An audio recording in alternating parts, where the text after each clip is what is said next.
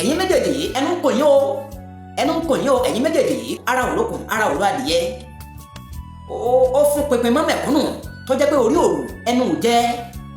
àwọn méjèèjì tẹ̀ ń wò yìí actor ni wọ́n ẹni kí n sáwò ó gángan lọ̀rọ̀ yìí tó bá kọjú sẹ́nìkan yóò kọ ẹ̀yìn sẹ́lòmíì.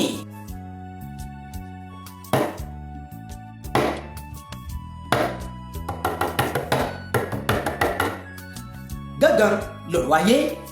tó bá kọjú sẹ́nìkan á kọ ẹ̀yìn sẹ́lòmíì lórí ọ̀rọ̀ ìjọba ìbílẹ̀ ní ìpínlẹ̀ Ọ̀ṣun tó di kòbá òlé adìyẹ bàdókùn ara òrókùn ara òró adìyẹ ẹ wò mí wò àwọn méjèèjì tẹ̀ ń wò yìí actor ni wọ́n ẹni kí n sáwò ó Àlàní mi ò kì í dédé sọ̀rọ̀ mo di agbẹnusọ fún àwọn aráàlú a ò gbọdọ̀ la ojú wa sílẹ̀ kí tàbí kókó wọ̀ ọ́ tá a bá ní kádákẹ́ nǹkan ó ṣe aráàlú bẹ́ẹ̀ gẹ̀rẹ́ ẹ̀ ń pe ara yín ní ìjọba àwa ara wa èmi ò ní máa pè yín ní ìjọba àwa ara wa mọ́ o èmi máa pè yín ní ìjọba àfìbòyàn torí ìbò la fi yàn yín ẹ kì í ṣológun ìjọba àfìbòyàn èmi máa pè yín tó bá ṣe pé ìjọba àwa ara wa ni àjọ máa jàǹfààní ẹ̀ ní dividends of democracy àjọ máa jàǹfààní ẹ̀ ní ó wá ti di pápín ẹ̀yin kan lẹ̀ ń jẹ́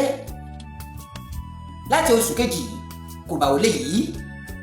ó fún pinpin mọ́ mẹ̀kúnnù tó jẹ́ pé orí òru ẹnu ò jẹ́ ẹ̀ wá ń wò wá níran ìjọba ìbílẹ̀ wá wà stagnant kò sí anybody níbẹ̀ àwọn nọ́ọ̀gì àwọn náà yarí kalẹ̀ pé ibi tí ò bá ti sí àlàáfíà àwọn ò lè ṣiṣẹ́ ńbẹ̀ ṣáà wá ní abáwí pọ̀ ṣáà sì ní abáwí gángan lọ̀rọ̀ yìí tó bá kọjú sẹ́nìkan yóò kọ ẹ̀yìn sẹ́lòmíì.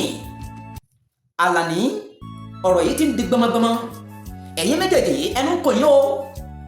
yín o ẹ̀yin méjèèjì yìí gómìnà ìpínlẹ̀ Ọ̀ṣun Aṣíwájú Dr. Adémọ́lá Jackson Adélékè ọmọ Adélékè wo ó kọ fámìlì rí ọba jẹ́ o láyé fi ń gbé fámìlì náà gẹ̀gẹ̀gẹ̀ àti gómìnà àná ní ìpínlẹ̀ Ọ̀ṣun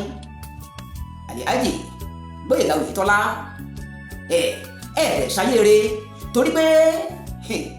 ẹ̀yin gángan lẹ́mú ọ̀pá ìlú lọ́wọ́ o gbọ̀gbọ́ọ̀lù ẹ̀yin lẹ́mú lọ́wọ́ o ìntẹ́ ẹ bá fìlù yìí ẹ̀yin lẹ́lẹ́ tú o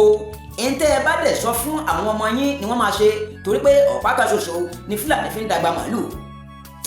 ọ̀rọ̀ mi kọ́ máa yé ọlọ́gbọ́n kó dẹ̀ máa yé ọ̀mọ̀ràn ẹ̀yin méjèèjì yìí ẹ̀yin gángan ni main actor tó wà nídìí ọ̀rọ̀ ìjọba ìbílẹ̀ tí ò lójú ní ìpínlẹ̀ Ọ̀ṣun ẹ̀yin gángan ni main actor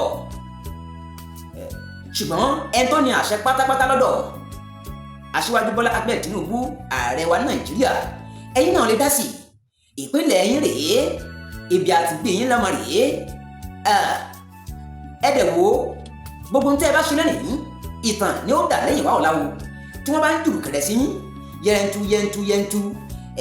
wọ́n ń kí yín pé ẹ káre ẹ kú ọmọ ọ̀dọ̀ rere ṣe ni o tí wọ́n bá ilé kéje ìmọ̀ yín lọ́wọ́ tí wọ́n ń nà á sí yín gbàdúgbàdú ò ní gbowó àgbàdo lọ́wọ́ wa o ẹ ṣeré o mẹ̀kúnnù lè ń fìyà jẹ bí local government ṣe function mọ́ chairman súnmọ́ràlú councillor súnmọ́ràlú super súnmọ́ràlú èèyàn mélòó ló fẹ́ lọ sí ọ̀dọ̀ governor ló fẹ́ lọ́dọ̀ senator ló fẹ́ lọ́dọ̀ state honorable ló fẹ́ lọ́dọ̀ commissioner ló fẹ́ lọ́dọ̀ minister èèyàn mélòó ló fẹ́ lọ́dọ̀ rẹ̀ local government gangan ló gbé tá à ń pè ní government gangan lò ọmọ orílẹ̀-èdè wo ni ọ́ I'm from Nigeria ò ní sọ pé I'm from Nigerian government ọmọ state wo ni ọ́ I'm from Ọ̀ṣun state ò ní sọ pé I'm from Ọ̀ṣun state government ṣùgbọ́n tí wọ́n bá wá ní ọmọ ìjọba àbílẹ̀ wo ni ọ́ wà ní I'm from Ìwó local government I'm from Ọláluwa local government ẹ wò ó ẹ ṣọ́ra yín o àtúbọ̀tán bẹ́ẹ̀ o agbẹnusọ aráàlú ló ń sọ pé ẹ̀rán tí ẹ̀ sàn gángan lọ̀rọ̀ yìí o ojú tó kọ sẹ́yìn ni mi fi sọ̀rọ̀ ojú òwò ló kọ sẹ́yìn ire o.